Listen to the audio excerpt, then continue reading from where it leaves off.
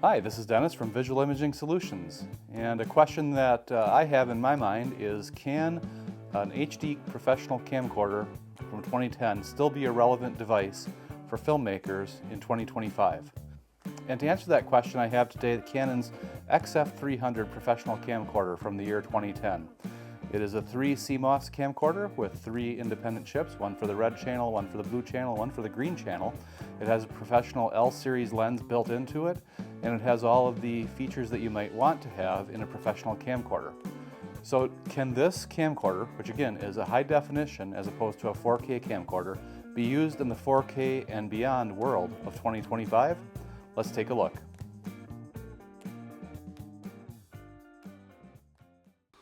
Alright, I've now switched over to the XF300 for video. The audio that you're hearing is from the Rode NTG3 mounted on the XF300, and I'm filming this in wide dynamic range color profile. And so let's go out now, let's conclude in the workshop section, let's go out and let's get some video, hopefully, of some red squirrel action taking place around our bird feeders. So what are my thoughts about the Canon XF300? Well, we purchased this camera as far back as 2010. And for many years it was our primary camera. It was our A camera for many of our client shoots for commercial video.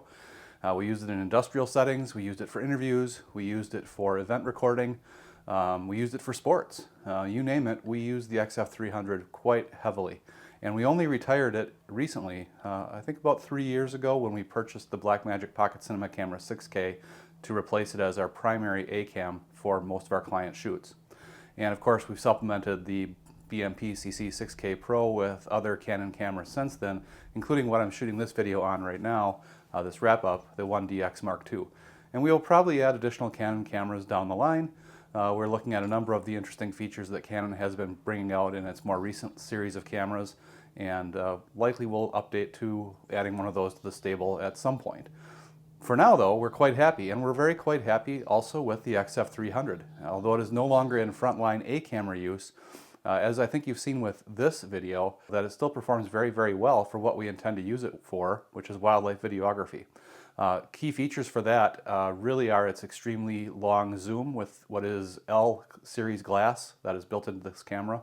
With a very fast aperture for what it is, it does a very good job getting a picture from a long distance away, which is really important, as I think you've seen with this video, where we have shot some interesting shots of the red squirrel.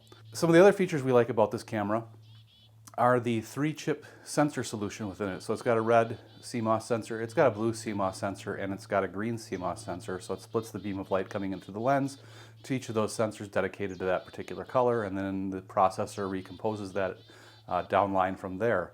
It does a really nice job with high quality color fidelity, in other words, perhaps as good as or better than anything that you can get today. It was a primarily good camera for shooting green screen in the past, particularly for that very reason. The other thing that it's very good at is it has a very high bitrate recording codec in Canon XF, and that results in easily gradable footage. Here are some of the features that we like on the Canon XF300. It has dual slot recording on CF cards, CF-A and CF-B. CF cards are readily available and reasonably inexpensive, especially for this camera. Currently we have dual 128 gigabyte cards within these 2 slots, one of each. For relay recording, what this camera will do is record until CF-A is full and then automatically switch to CF-B. With dual 128 gigabyte cards, you can record for many hours at the highest quality setting. Or if you're in the situation where you need to make sure you have a backup, you can do simultaneous recording to both CF-A and CF-B, so you have a backup in camera, which is a really nice safety feature for really critical shooting situations. Another thing we like is it has an enclosed battery compartment. The standard battery that comes with it will power the camera for about an hour. There is a higher capacity battery that Canon has made available, and that fits right in this compartment. I actually have that battery in the camera right now. It'll power this camcorder for I think about 4 to 5 hours of continuous shooting, which is really nice. And the fact that it's behind a battery door just makes it a sleeker, more user-friendly experience with the camera. So other features of this camera include manual audio control. Of course, you can switch it to automatic if you wish. I have it on manual. You can use it with really high quality microphones. So I'm going to show you right now, we have the Rode NTG3 attached to this. And there you can see it on the top of the camera.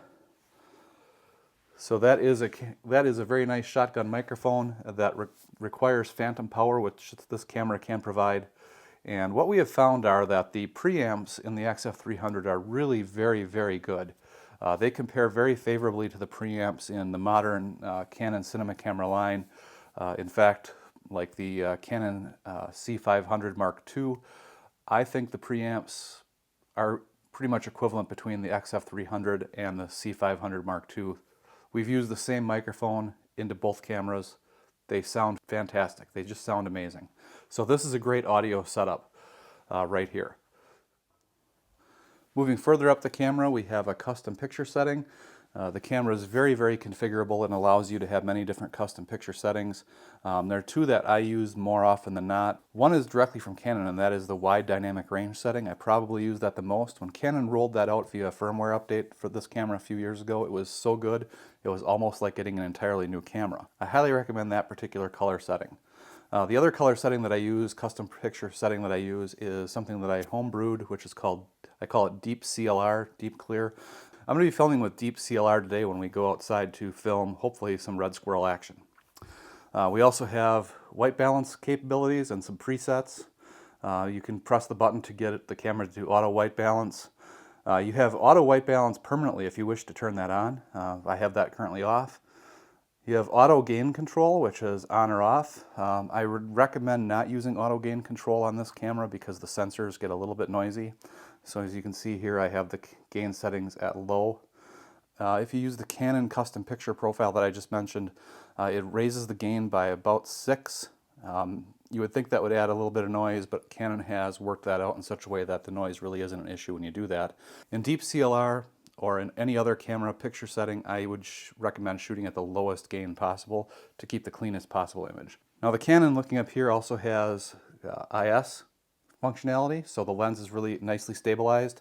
And until recent cameras have come out in the mirrorless line with in-body stabilization, this was the best image stabilization on a camera I'd ever used. It's quite good.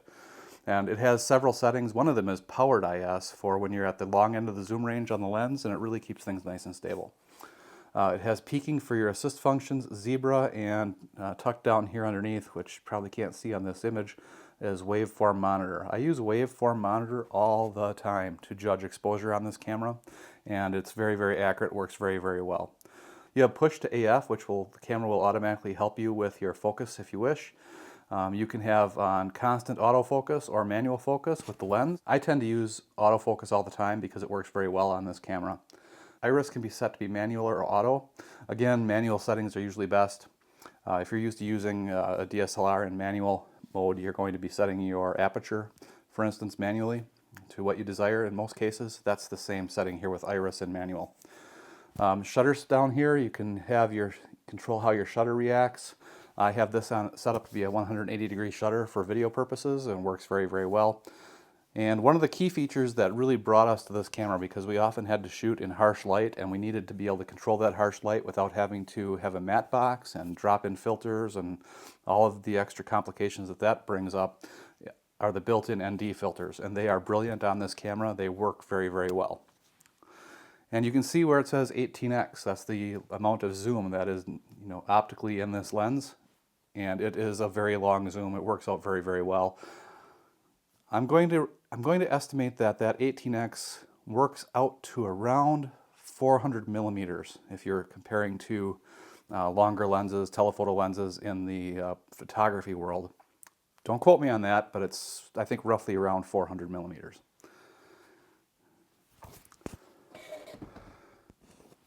And finally, we have the lens itself, 3 rings for which you can control aperture, focus, and you can customize the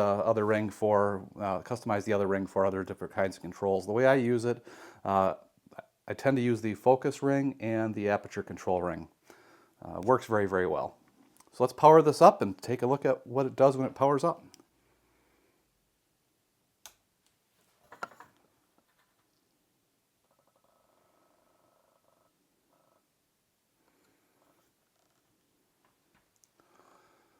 So one of the nicest features of this camera, which still holds up very, very well today, is this LCD monitor.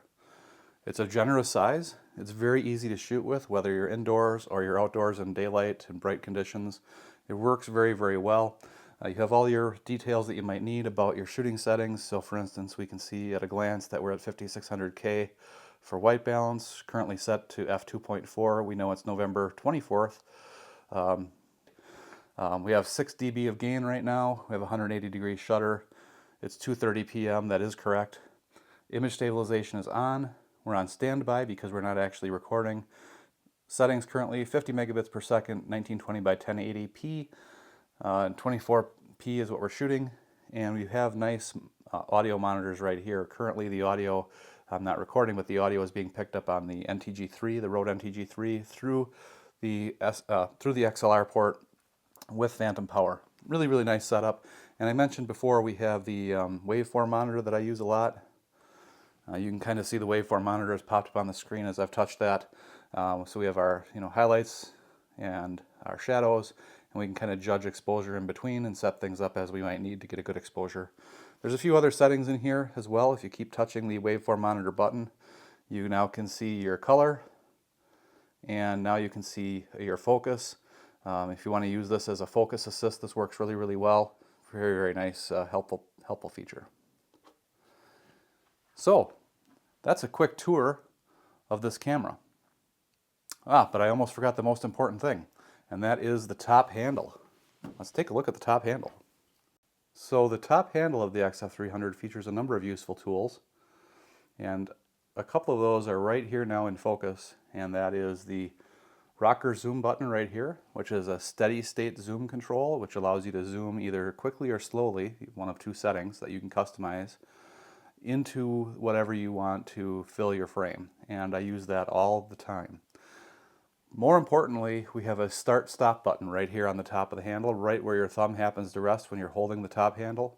And I am so used to using that button that switching to cameras that don't have it when I'm filming low and holding by the top handle becomes almost impossible. That is such a useful control button. I use it all the time. So very frequently when I'm holding this camera, I'm holding it about abdomen height. I'm holding it by the top handle. I'm looking down as if I'm using, say, a TLR from the photography world of days past. And I'm looking down into the LCD as if it were my top-down viewfinder. And I'm controlling the camera using this zoom rocker and that start-stop button. And it is brilliant. So, what are my thoughts about the Canon XF300 for 2025 and beyond? Well, I don't think it's for everyone, but I do think it could be for a subset of people who might need its peculiar capabilities. So for instance, this camera has a very long zoom range, and I know at one point I misspoke when I said that the zoom range was about 400 millimeters. It's actually a little over 500 full frame equivalent, which really can be useful in many situations. For instance, as you saw us with the samples that we shot of the red squirrel, a red squirrel is not a very large animal, but we were able to get nicely detailed shots from a distance of that red squirrel, zoomed in at the maximum zoom distance of this particular lens. And as you could see, I think it stayed relatively sharp. The other features that this camera has are that it has a built-in set of ND filters that are very, very good. It has the ability to use phantom power, as I pointed out, so that you can use professional microphones. It's fairly lightweight and it's very robust. It has a nice LCD monitor. Even though it's from 2010, I'd say this LCD monitor is equal to or better than some of the monitors on modern cinema cameras. Now, it is a small sensor camera, so depth of field is going to be a challenge sometimes, and it's not a low light monster, as they say, so low light shooting might be a challenge. This is not a low light shooter's camera by any means, although we have used it in low light to good effect from time to time. So with that in mind, what makes this camera special for the right person? Well, you can get one of these cameras used from a good retailer, such as MPB, for just a few $100s. And at that price point, I think it's a steal. Now, it does compete at that price point with some of today's more modern action cameras and vlogging cameras, like the DJI Osmo, or the Insta360 Ace Pro, or even the GoPro, the newest GoPro. About the same money can get you one of those as you would spend to acquire this. However, those are generally fixed focal length and very wide focal length cameras, and while they're extremely robust, waterproof, and capable of many amazing feats, you sometimes may need the features that this camera provides that those cameras simply can't match. Again, like the ND filters, the amazing zoom range, and more. Makes this a compelling camera even moving forward in 2025. What really helps also is that you can upscale this camera to 4K. And I think you'll be watching this video in 4K, and this is a 1080p camera. How did we do that? Well, there's two ways to go about that. One, you can just simply upscale the video from this camera right within your NLE without any problem. And the reason you can do that is because it records almost the entire picture in 1080. In other words, it doesn't skip any lines and it doesn't bin any pixels. It is a full 1080 picture, which upscales really, really well. Even better, if you run it through today's new AI software, such as Topaz AI, which, for full disclosure, we did for the sample clips that you've seen from this camera, you can see that they upscale beautifully with that software. I think that makes this camera very compelling moving forward. So let us know what you think in the comments below, if you have some, about the Canon XF300 or its sibling, the XF305, or its smaller brothers and sisters in the XF100 and 105 line. I think we may actually purchase an XF100 moving forward to have a smaller form factor version of this camera. That's how much we like it and how useful it can be. So for Visual Imaging Solutions, this is Dennis. We're going to take the XF300 and we're going to go do some more shooting with it. Signing off for now. Thanks for watching. Please like and subscribe.